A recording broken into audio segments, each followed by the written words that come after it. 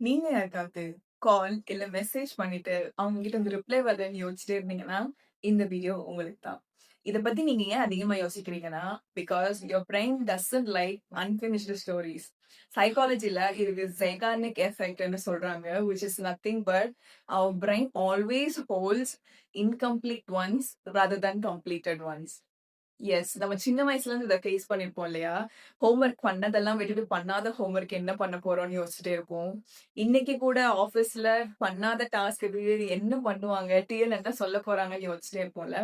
இந்த மாரி டைம்ல நம்ம பிரெயின் ரொம்ப வேகமா அந்த ஸ்டோரிய கம்ப்ளீட் பண்ண ட்ரை பண்ணும்.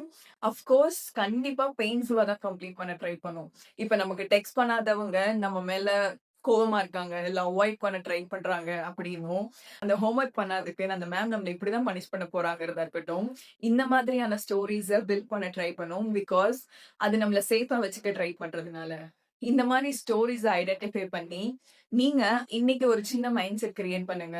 நம்ம எல்லா விஷயத்துக்கும், எல்லா சிச்சுவேஷன்ஸ்க்கும் ரீசன் தேட வேண்டிய அவசியமே கிடையாது. இந்த மைண்ட் செட்ட நீங்க உருவாக்கிக்கிறது மூலமா, you will start feeling your peace. உங்க பிரெயினும் இதுக்கு அடாப்ட் ஆக ஆரம்பிச்சுரும். நீங்க எல்லாத்துக்கும் ஸ்டோரீஸ் கிரியேட் பண்ணணும் அவசியம் இல்ல.